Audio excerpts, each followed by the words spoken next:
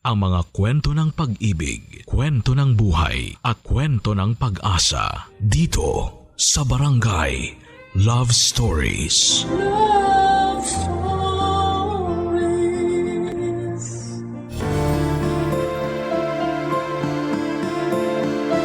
Meron nga ako nang wala ang iba. Pero meron sila nang wala ako. Yon ang masayang pamilya. Dear Papa Dudut, ako po si Cynthia, taga Makati, pero bago po ako magumpisa sa kwento ko ay gusto ko po munang bumante ng maligayang araw sa lahat ng ating mga kabarangay. Kung mapili po ang sulat ko ay nagpapasalamat po ako ng marami dahil binigyan ninyo ng pagkakataon na mai-air ang kwento ko sa inyong programa. Since 2013 ay isa na ako sa mga solid na taga-subaybay sa mga kwentong hatid ninyo, Papa Dudut. Narinig ko lamang po sa kaibigan ko ang isang kwento sa programa ninyo at naisip ko rin pong sumulat kaso masyado pa po akong bata noon. Pero ngayon po ay naglakas loob na po akong isulat ang kwento ko at umaasa na mapili at maere sa inyong programa. Ako po ay lumaki sa lungsod ng Makati simula po noong magkaisip ako ay isang bahay lang ang tirahan ko. Hindi ko po naranasan ang maglipat bahay. Aaminin ko po na nakakaangat ang pamilyang kinagisnan ko. Hindi ko naranasan na magkaproblema sa pera. Sa tuwing may hinihingi ako na allowance o kahit pangluho lang ay binibigay sa akin. Bunsong anak ako sa 3 magkakapatid, 3 taon ang agwat namin sa isa't isa, kaya ako ang laging sinasama ni na mami at daddy kung may pinupuntahan sila. At kahit meron ako ng mga bagay na wala sa iba ay meron naman sila nang wala ako. Yon ay ang masayang pamilya. Siguro po ay ako lang ang nag-iisip na hindi masaya ang pamilya ko kasi sa tuwing may out of town kami para mag-bonding ay mukhang perfect ang pamilya namin. Hindi po alam ng mga kapatid ko ang mga bagay na alam ko kaya naman po ay nagtataka sila kung bakit hindi makita sa mukha ko na masaya rin po ako. Bakit hindi na lang sila nag-artista? Kasi ang husay nilang umarte. Hindi po kasi napapansin ng mga kapatid ko na maghihiwalay na sana noon sina mommy at daddy. Lagi ko pong nakikita kung paano mag-away ang mga magulang ko at lagi ko rin pong naririnig kung paano nila isumpa ang bawat isa. Hindi ko rin alam kung bakit hinayaan lang nila na makita ko at marinig ko ang lahat. At gano'n na nga po ang kinalakhan ko, Papa Dudut.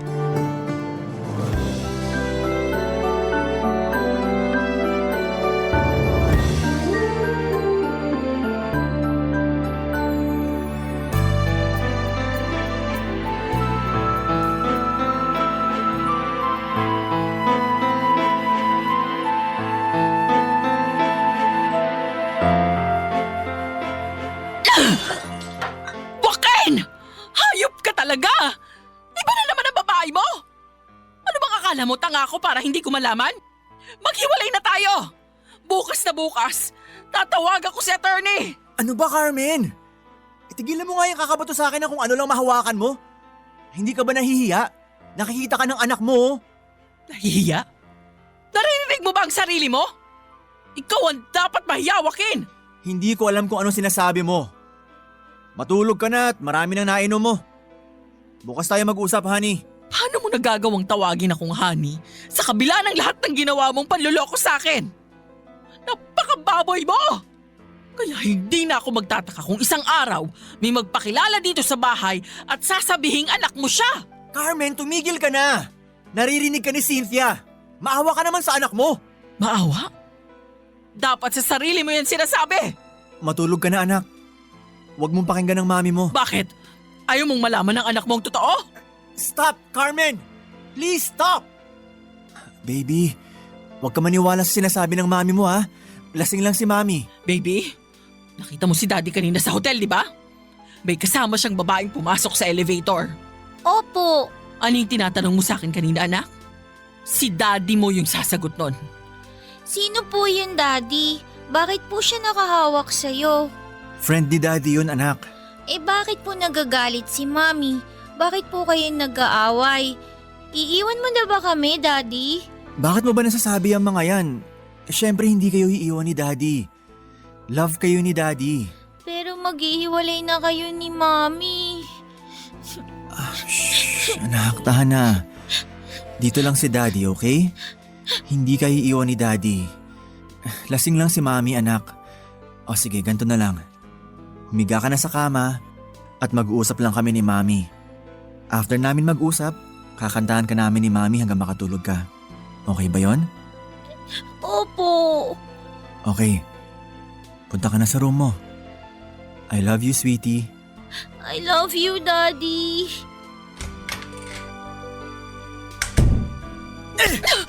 Ano? Natauhan ka na ba? Nawala na ba kalasingan mo?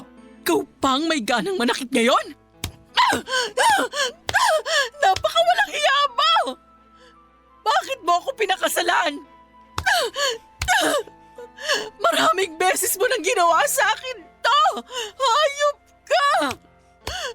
Paano hindi ka masasaktan? Nababaliw ka na ba? Bakit mo sinama si Cynthia sa hotel? Bakit hinayaan mo makita ng bata yung mga bagay na hindi niya dapat makita? Bakit? Natatakot ka ba na baka mawala sa iyo ang pamilya mo? O natatakot ka na baka maulit sa mga anak mo yung nangyayari sa atin ngayon? Hindi yun mangyayari, Carmen. Baka nakakalimutan mo. Ikaw ang unang sumira sa pamilya natin. Nawala ng tiwala ko dahil sa ginawa mo. Nawala na rin pati ang pagmamahal ko sa'yo. Alam mo, mas masakit pa yung sinabi sa akin ng anak ko na nakita niya ako sa hotel na may ibang babae kesa sa nakita kita na nakikipaghalikan sa ibang lalaki. Ang alam lang ni Cynthia ay ang pagkakamali ko. Pero hindi mo sinabi kung ano yung kasalanan mo! Joaquin, inihingi ko na ng tawad sa iyo yon.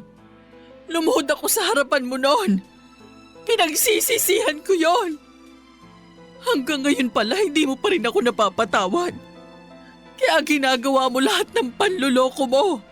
Joaquin, hindi mo pwedeng gawing dahilan ng isang pagkakamali para pa ulit-ulit mo akong saktan. Isang beses nga lang ba yon? O isang beses lang kita nahuli? Tama na. Bumabalik lang sa akin ang lahat. Matulog ka na lang. Bukas na ako uuwi. Joaquin! Bumalik ka dito! Joaquin!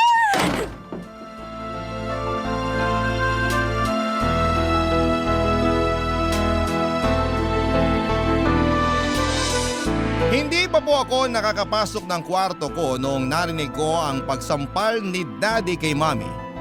Narinig ko po lahat ng pinag-usapan nila noong gabing yon at sobrang takot na takot po ako noon na baka tuluyan na kaming iwanan ni Daddy kaya hindi na po ako makagalaw at umiyak na lamang po ako ng umiyak ng gabing yon. Buti na lamang po at hindi tinuloy ni Mommy ang pakikipaghiwalay niya kay Daddy. Hindi rin po ginawa ni Daddy ang sinabi niya sa akin na kakantahan pa daw po nila ako hanggang makatulog ako. Umalis si Daddy noong gabing yon at malamang po ay doon siya dumiretso sa babae niya.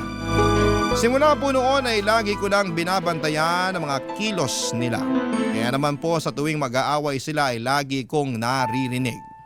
Iniisip ko kasi noon na baka mapigilan ko si Daddy na sumama sa babae niya. Lagi ko pong inaantay si Daddy na umuwi pag gabi, kaya naman po ay lagi rin akong napupuyat pero lagi rin po akong nakakatulog dahil halos magliliwanag na kung umuwi si Daddy. At tulog na rin po siya sa tuwing pupuntahan ko sa kwarto. Simula nung marinig kong mag-away sila Mommy at Daddy ay feeling ko po ay iniiwasan na ako ni Daddy. Hindi ko pa rin po alam kung bakit nagbago si Daddy Papa Dudut. Kaya naman nag-focus na lamang ako sa pag-aaral.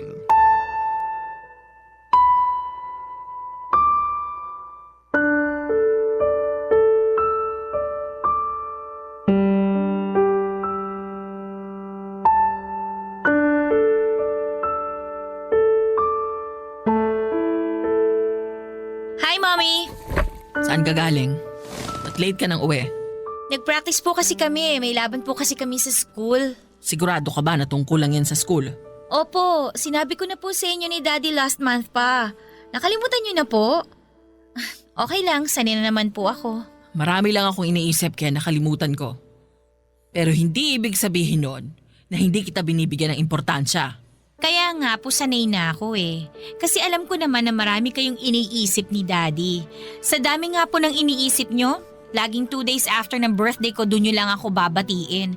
Kaya bakit naman po ako aasa na maaalala nyo yung laban ko sa school? Hindi rin naman po ako mag-expect na maaalala nyo yung mismong araw na yon. Sige, susubukan kong pumunta sa araw na yon. Sabihin ko sa daddy mo. Ay, wag na ho. Masasaktan lang ako kung aasa ko na dadating kayo. Huwag kayong mag-alala. Sanay na naman po ako eh. Dadagdag lang ako sa isipin ninyo. Bakit, Cynthia? Para sa inyo din naman kung bakit kailangan namin gawin ang mga bagay na to. Para sa amin? O para sa sarili nyo? Kasi sa totoo lang, mas kailangan ko kayo kesa dyan sa sinasabi nyo na ginagawa nyo para sa amin. Sobrang tagal na ang nilaan ninyo para sa trabaho nyo. Hindi pa ba sapat yung meron kayo? Kailan ka pa natuto sumagot ng ganyan? Tama na, Joaquin. Anak, siguro magpahinga ka na lang muna sa kwarto mo. Sige na, umakyat ka na. Bakit mo pinaalis? Kaya nagiging bastos yung batang yan eh. Pwede naman natin kausapin sa susunod. Sigurado pagod na siya. Yan! Diyan ka magaling! I-tolerate yung bata kahit mali na yung ginagawa. Hindi ko kinukonsinte, Joaquin. Iniintindi ko lang. Kahit anong mangyari, anak ko pa rin siya. Alam kong hindi na natin nabibigay yung atensyon na kailangan niya. Kaya niya nasabi yun. Sige, ikaw ang kumausap sa anak mo. Total magaling kang nanay eh. Alam mo lahat? Hindi ba kayo nagsasawang mag-away? Lagi-lagi na lang eh. Bakit ba pag ako lang yung kaharap nyo, pinapakita nyo palagi ang ugali ninyo? Pero bakit pag kay ate at kay kuya, hindi naman kayo ganyan? Bakit nakikinig ka pa sa usapan namin? Di ba pinakyat ka na? Joaquin, hayaan mo na siyang magpahinga. Ano ka ba naman? Hindi pa nga ho ako nakakasampung hakbang, nag-aaway na kayo. Kasalanan ko ba kung marinig ko kayo? Anak, tama na. Lagi kayo sumisigaw. Pwede ba kahit minsan pakinggan nyo naman ako? Aalis na ako. Ayoko malaman-laman ulit na nakikinig ka sa usapan ng matatanda o makikipag-usap ka ng wala sa ayos. Honey! Anak, sana hindi ka na lang sumagot para hindi ka na napagalitan. Okay lang. Sanay na naman akong lagi niyang pinapagalitan eh. Wala naman hong bago. Yung sinabi ko kanina na lalaban ako sa school. Narinig kaya niya yon? Sa tingin ko hindi eh. Kasi wala namang mali doon. Yung mali ko lang naman kasi ang napapansin nyo.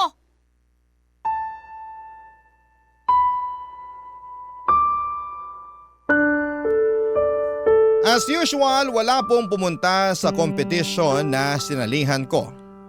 Nakalimutan po nila yon, sigurado. Napuno na ng galit ang puso ko ng mga panahong yon, Papa Dudut. Sana'y hindi nalaman rin nila pinaalam sa akin. Tulad sa mga kapatid ko. Gustong gusto kong itanong sa kanila kung bakit parang walang ako kung mag-away sila sa harapan ko. Ako ang pinakabata sa pamilya, dapat ako ang pinoprotektahan. Hindi ko rin po alam kung bakit nag-iba na si Daddy noon. Ang akala ko po ay ako ang favorite niya dahil sobrang sweet sa akin ni Daddy. Pero ngayon ay wala na akong makitang emosyon sa mukha niya sa tuwing nagkikita kami. Pero sa mga kapatid ko ay walang nagbago kung paano siya makisama. Sa totoo lang ay naiinggit talaga ako sa mga kapatid ko. Pagkasama namin sila ay parang walang problema ang pamilya. Nagagawa ni na Mami at Daddy na ipeke ang emosyon nila. Minsan nga po, Papa Dudut, ay iniisip ko na baka naman hindi talaga ako anak ni Daddy. Baka anak ako sa naging lalaki ni Mami, Papa Dudut. Barangay Love Stories. Barangay Love Stories. Madalas na akong ikumpara ni Daddy sa mga kapatid ko. Kaya naman mas gusto ko pa na gumimik kasama ang barkada. Lagi masaya sa barkada, tatawa lamang ng tatawa, walang problema. Tamang advice lang sa mga broken-hearted na akala mo ay professional pagdating sa pag-ibig. Nagkaroon na ako ng boyfriend pero hindi ko naman po sineryoso. Madalas po ay ka-flirt lamang at inaakala ng iba na boyfriend ko. Naisuko ko na rin po ang bataan noong ma-inlove ako sa lalaki na nakilala ko lang din sa isang bar. Isang araw ay nakala kong buntis ako dahil delay po ako ng 1 buwan na. Sa totoo lang po ay sobrang kinabahan ako. Kaya naman po ako na ang nanlibre sa barkada ko na mag-inom. Baka po kasi delay lamang ako dahil sobrang stress at kulang lagi sa tulog. Inabot na kami ng halos mag-uumaga na kaya nagpasya na kaming mag-uwian at sobrang lasing na po akong nakauwi noon. Hindi po ito ang unang beses na ginawa ko yon kaya naman galit na galit sa akin si Daddy, Papa Dudut.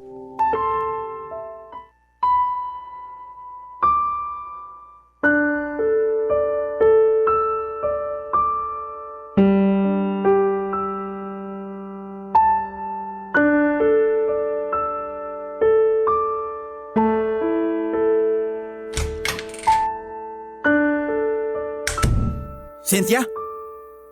Lasing ka na naman? Di ba sinabihan na kita na huwag kang uuwi ng ganyan ang itsura mo? Yan bang natututunan mo sa college? Umuwi lagi ng lasing? Huwag mo naman akong pagalitan. Teka, anong oras na ba? Siguro 4:00 na, no? Kasi nandito ka na sa bahay eh. Alam mo ba dati, iniintay kita laging umuwi. Nagpupuyat talaga ako. Kaso, nakakatulog din ako kasi bata pa ako nun eh. Tapos, hindi mo na ako pinapansin. Ano bang kasalanan ko sa inyo? Bakit hindi mo na ako mahal? Siguro, dahil nakita kita dati sa hotel na may ibang babae, no? Siguro nga. Yun nga yun, no? Siguro yun ang dahilan. Stop talking nonsense, Cynthia. Lasing ka. Bukas tayo mag-usap. Yan! Ganyan yung sinabi mo nun kay Mami eh. Ganyan yun eh. Natatandaan ko pa yun. Alam mo ba na inantay kita nun? Inantay pa rin kita nun kahit alam kong dun ka matutulog sa kabit mo. Cynthia, anak, tumigil ka na. Lasing ka, anak. Naririnig ko kayo hanggang kwarto kaya bumaba ako. Mami? Ay, gising ka pa pala. Halika dito. Gusto ko nang kausap, Mami. Kausapin niyo ako. Inaantay mo rin ba na umuwi si Daddy? Hindi yun dadating. Matulog ka na rin. Dati lagi ko rin inaantay si Daddy pero pagod na ako. Cynthia, anak. Kalimutan mo na yun. Dati pa yun eh. Paano ko naman makakalimutan yun? Sobrang sakit nun eh. Daddy! Bakit tanong ko nga sa inyo, sino ba yung tatay ko? Anak niyo ba ako? Kasi, bakit kailangan ko pang malaman yung mga kalokohan ninyo? Bakit ako lang? Bakit sila ate at saka si kuya? Wala silang alam. Alam mo ba, Daddy? Kala ko talaga iiwan mo na kami nun eh. Kala ko sasama ka na talaga sa kabit mo. Takot na takot ako nun eh. Iyak pa ako ng iyak. Bakit ka ba nagalit sa akin? Ano bang ginawa ko sa iyong masama? Kaya hindi ko malaman kasi hindi mo naman ako kinakausap eh. Anak, umakyat na tayo. Tara na, aalalayan kita. Bitiwan mo nga ako! Ikaw! Ikaw ang may kasalanan ng lahat ng to! Ikaw ang unang nagloko! Naglandi ka! Siguro, anak mo ako sa ibang lalaki, no? Kaya hindi na ako pinapansin ni Daddy. Kasi alam na niya ang totoo na hindi niya talaga ako anak. Malandi ka! Ikaw talaga yung unang nagloko, di ba? Kaya nagkakaganyan si Daddy dahil sa'yo. Malandi ka kasi. Nahuli ka ni Daddy na nakikipaghalikan sa ibang lalaki. Baboy mo! Ikaw ang may kasalanan ng lahat ng to! Huwag mong pagsasalitaan ng ganyan ng mami mo! Oo! Anak ka sa ibang lalaki! Hindi ako ang totoo mong ama! What? So, tama pala yung inisip ko? Hindi mo ako totoong anak. Eh, sino yung tatay ko? Ba't pa ako nandito, ha? O ikaw, malandi ka! Sino ba talaga ako? Bunga pala talaga ako ng kalandian mo eh! Napakawalang kwenta mong ina! Sana, pinalaglag mo na lang ako nung nasa tiyan mo pa ako! Wala kang utang na loob! Anak! Cynthia! Joaquin, bakit mo ba ginawa yun? Tumawag ka ng ambulansya. Lasing lang siya, sana hindi mo na pinatulan. Nakita mo na kung anong resulta ng mga ginawa mo nun? Eto na yun, Carmen! Hindi mo dinisiplina ang sarili mong anak! Wala sa dalawang anak natin ang gumanyan sa'yo! Pero nangako ka na itatago natin yun sa kanya. Ikaw na ang kinilala niyang ama, Joaquin. Pero sumusobra na siya! Hindi mo ba kami sasamahan sa ospital? Hindi! Tawagan mo na lang ako kung magka-problema. Yun naman po pala ang dahilan, Papa Dudut. Hindi talaga ako tunay na anak ni Daddy. Ngayon po ay alam ko na kung bakit ganon si Daddy sa akin. Kung bakit iba ang trato niya sa akin kumpara sa dalawa kong kapatid. Hindi pala niya ako tunay na anak. Pero bakit naging sweet pa siya sa akin noon? Sana ay hindi na lamang niya ako pinakitaan ng ganong bagay. Siguro ay sinubukan niya na tanggapin ako bilang tunay na anak niya pero hindi niya talaga kaya. Paglabas ko po sa ospital ay nagpahinga lamang po ako ng ilang araw sa bahay at sumama na ulit ako sa gimmick ng barkada. Pero hindi na po kasing saya tulad ng dati. Na pag-usapan namin ng kabarkada ko na magbubukas na raw yung business niya. Nagpa siya po akong maglayas noon sa bahay namin, dala ang kaunting ipon ko at nakiusap kung pwede na ipasok ako ng kabarkada ko sa computer shop niya. Hindi ko na rin po ipinagpatuloy pa ang pag-aaral ko. Wala naman po akong alam pa noon na pwedeng maging source of income ko noong lumayas ako. Kaya naman pinatos ko na ang pagbabantay ng computer shop. Si Mami naman po ay patuloy ang pangungulit sa akin na umuwi na raw ako. Naawa ko sa sitwasyon ni Mami pero mas nakakaawa naman ako kung titira pa rin ako sa bahay kung saan ay sampid lamang ako, Papa Dudut.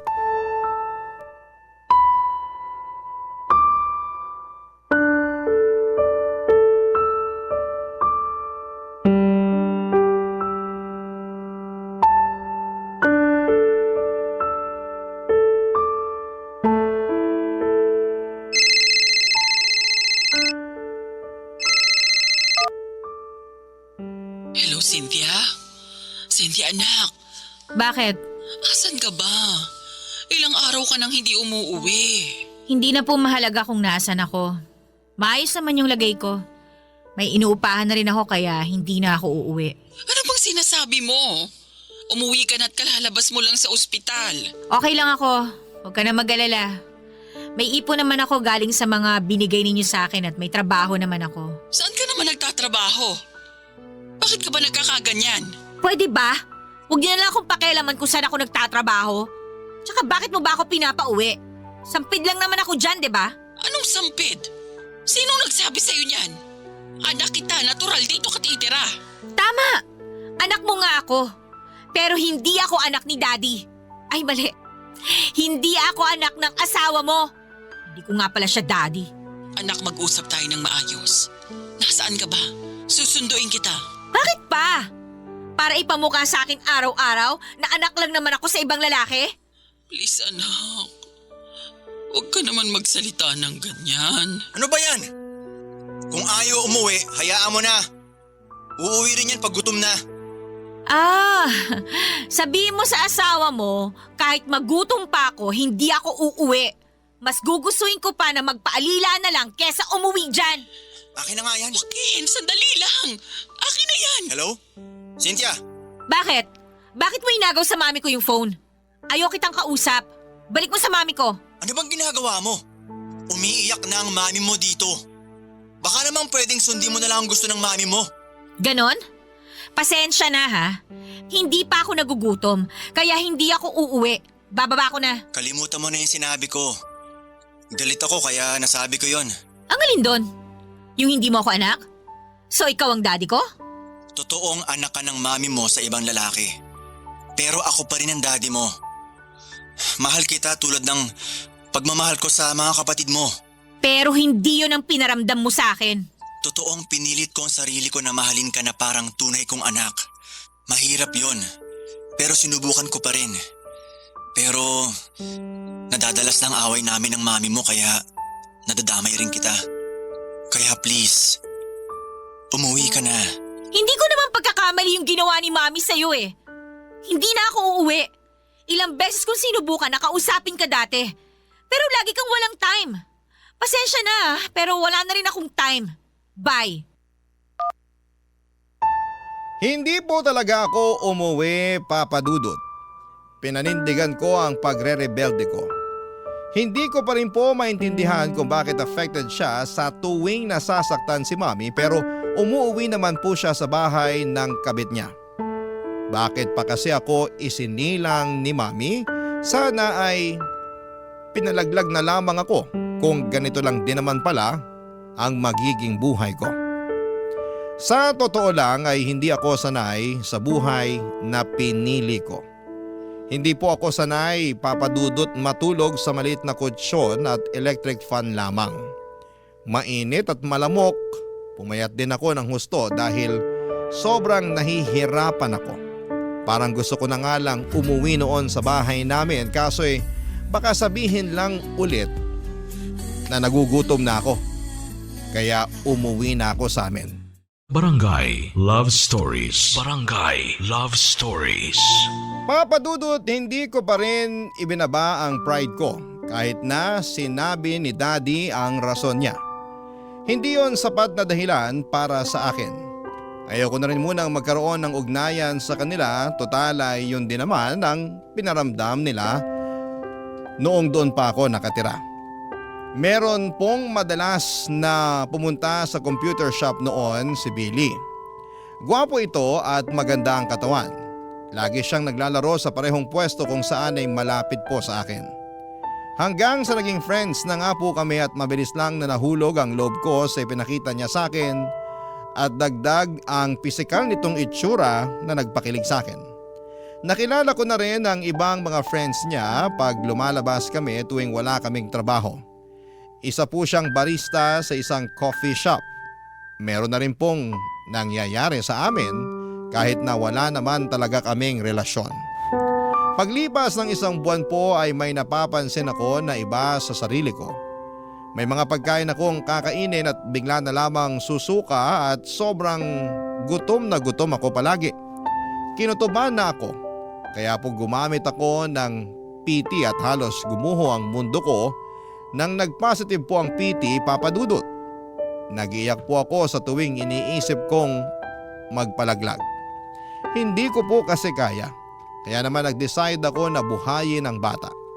Isang buwan na rin pong hindi nagpapakita sa akin si Billy at hindi ko po alam kung ano ang dahilan niya kung bakit bigla na lamang siyang hindi nagparamdam sa akin.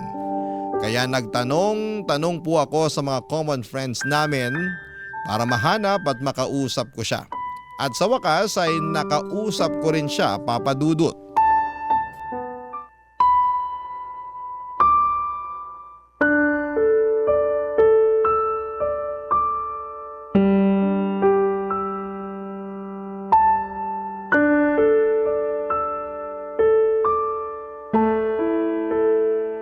Paano mo naman nalaman na dito ako nagtatrabaho? Hindi ko naman yung sinabi sa'yo ah. Nagtanong-tanong ako. Lunch break mo naman. Gusto sana kita makausap. Oo, lunch break ko nga. Tungkol saan naman? Bakit hindi ka na pumupunta sa computer shop? Bakit bigla ka na lang hindi nagpakita sa akin ng isang buwan? Kailangan ko ba magsabi sa'yo? Wala naman tayong relasyon ah. Oo, wala tayong relasyon. Pero may nangyayari sa atin. Oo nga, bakit?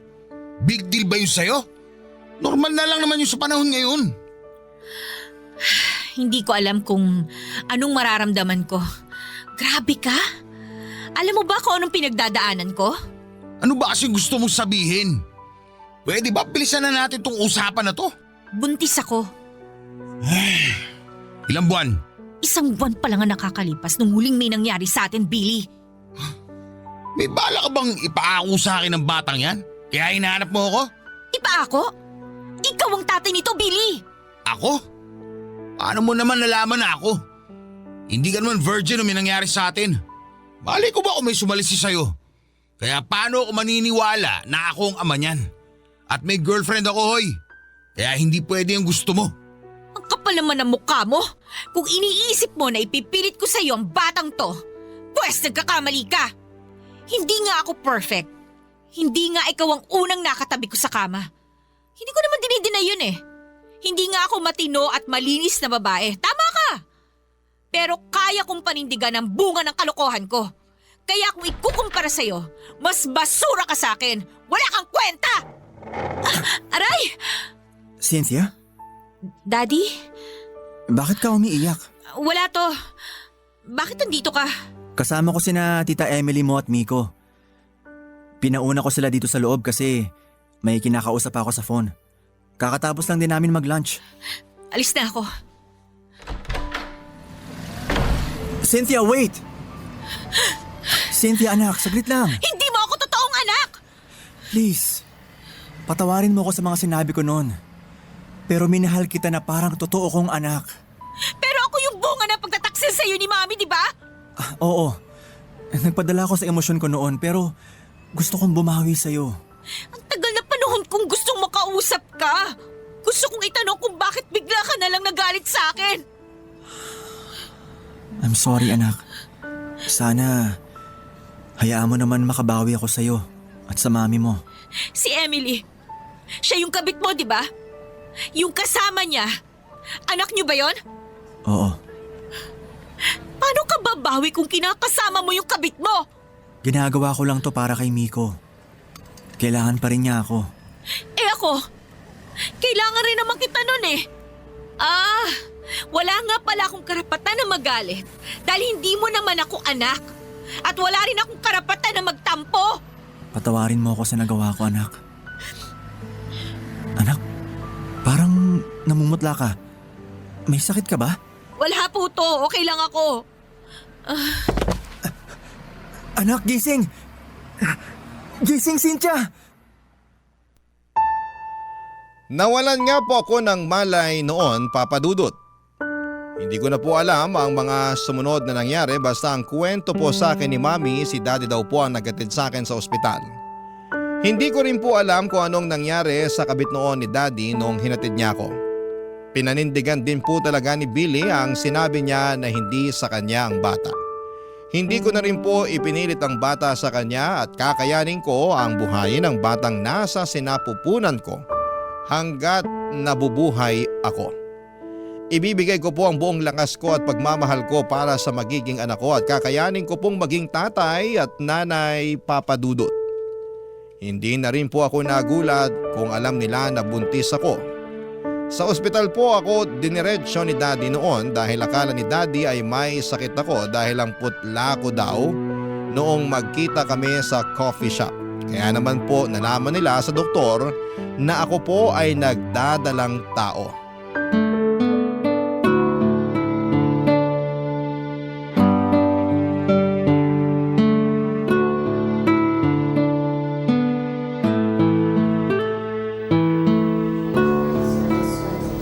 Buntis ka pala. Hindi mo naman sinabi sa amin. Bakit mo itinago? Hindi ko naman po tinago. Kakaalam ko lang din. Akala ko galit ka kaya hindi mo sinabi. Oo nga pala anak. Sabi ng doktor, iwasan mo muna ang ma-stress at ang pagpupuyat. Hindi makakabuti sa'yo at sa baby mo. Kaya andito kami para maging maayos ng lahat. Gusto naming humingi ng tawad sa'yo. Pasensya na kung sinama kita noon sa hotel. Nagpumilit ka kasi noon na sumama sa akin. Pero wala akong balak na ipaalam sa'yo na hinuhuli ko noon ang daddy mo. Pasensya na rin kung hindi ko napigilan ang sarili ko nung gabing yun. At narinig mo rin ang pag-aaway namin ng daddy mo. Hindi ko alam na dadalhin mo yun hanggang sa pagtanda mo. Pasensya ka na kung nadamay ka pa. Hindi sana nangyari sa'yo ito. Wala naman po akong magagawa eh. Nangyari na po. Tsaka wala naman akong pinagsisisihan sa nangyari sa akin. Alam kong sobrang galit mo sa akin. Ang totoo, alam na mga kapatid mo ang lahat na pinagdadaanan namin ng mami mo. Alam din nila ang tungkol sa'yo. Paanong alam? Alam nila na may kabit ka? Alam nila na anak ako ni Mami sa ibang lalaki? Oo, nak. Kinausap namin sila noon. Nagtataka na kasi sila bakit lagi mong inilalayo ang sarili mo sa amin. Bakit lagi raw hindi maipinta ang mukha mo pag may family bonding tayo. Tulad mo, nagalit rin sila. Yun ang dahilan kung bakit umalis sila sa bahay. Kung bakit mas pinili nila ang bumukod. Gusto ka talaga naming protektahan. Pero nagpatalo ako sa nakaraan. Pilit naming tinago sa'yo ng mga kapatid mo. Para hindi ka na mag-isip. Mukha bang hindi ako nag-isip? Kaya nga andito kami. Gusto naming humingi ng tawad sa'yo. Sa totoo lang, sinubukan namin ng daddy mo na bumalik sa dati. Pinilit namin na ituwid ka. Pero ang hirap mo nang disiplinahin. Hindi ka na tulad nung bata ka pa. Isang sabi lang susunod ka kaagad. Sa tingin mo ba maayos at may babalik pa to sa dati? Alam mo ba na may anak si Daddy sa ibang babae? Alam ko. Nasaktan ako, oo. Humingi siya ng tawad dun sa akin. Pinatawad ko na rin ang daddy mo. Matanda na kami para magtanim pa ng sama ng loob, anak. Pero bakit ang saya-saya nyo pag dumadating sina ate at kuya? Ginawa namin yun para sa'yo, Cynthia. Pinakita namin sa'yo na masaya kami para isipin mo, masaya pa rin ang pamilya mo. Na pwede pang bumalik sa dati ang lahat. Ginawa namin yun lahat para sa'yo, anak. Pero pilit mo ring inilalayo ang sarili mo sa amin. Nagre-rebelde ka pa rin. Pero bakit ngayon nyo lang sinabi sa akin yan? Nahirapan na akong kausapin ka. Hindi ko na magawang lumapit sa'yo kasi alam kong galit na galit ka sa akin. Daddy, ilang beses kitang sinubukang lapitan nung bata pa ako. Lagi ko iniisip na baka hindi mo na ako mahal. Oo, sobrang galit ako sa'yo. Hindi ko naisip na ganyan pala ang nararamdaman mo.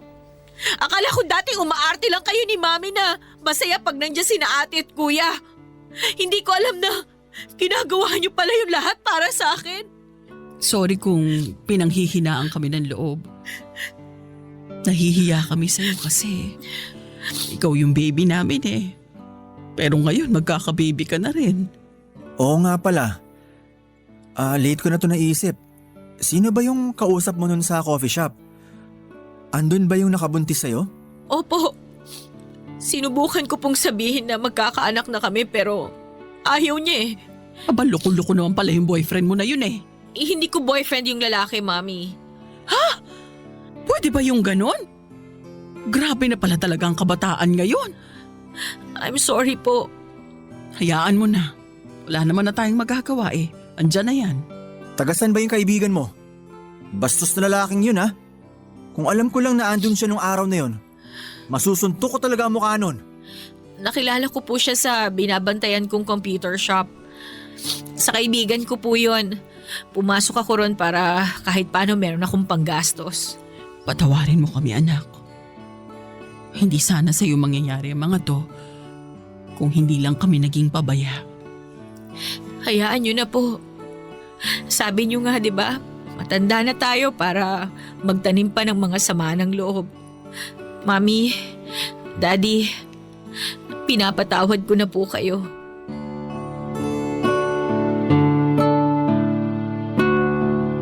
Nakalabas din po agad ako noon sa ospital, Papa Dudut.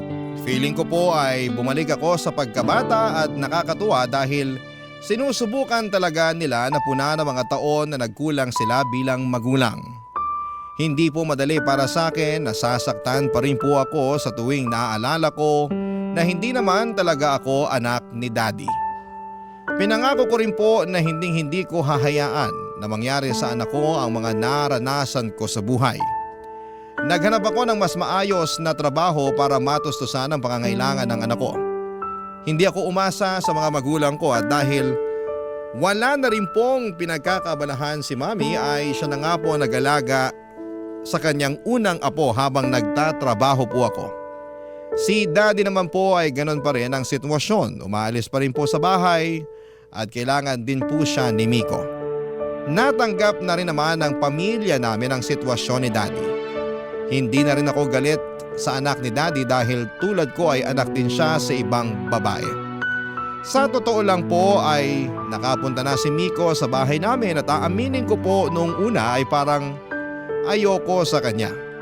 Pero naisip ko naman po na hindi rin niya gusto kung ano ang sitwasyon ng magulang niya. Kaya naman pinilit ko na rin pong tanggapin siya. Si Kuya po ang lagi niyang kasama dahil gustong gusto talaga ni Kuya ang magkaroon ng kapatid na lalaki. Yan po ang kwento ng aking buhay at ng aking pamilya. Maraming salamat po sa pakikinig ng aking sariling istorya. Salamat din po sa inyong programa na walang sawa na sinusubaybayan ko araw-araw. Sana po ay may natutunan kayong aral, lalo na sa mga magulang at magiging magulang balang araw. Ang lahat ng bagay ay pwedeng pag-usapan ng maayos basta marunong humingi ng tawad at magpatawad. Sa mga kabarangay, ang pamilya ang pinakaunang pinoprotektahan bago ang ibang bagay. Dahil sa loob dapat ng pamilya ang unang pagmamahal na mararanasan ng mga bata. Maraming salamat po sa inyo, Papa Dudut. Ang inyong kapuso at kabarangay forever, Cynthia. Anong say mo sa Barangay Love Stories na ito? Pagkwentuhan natin sa comment section yan.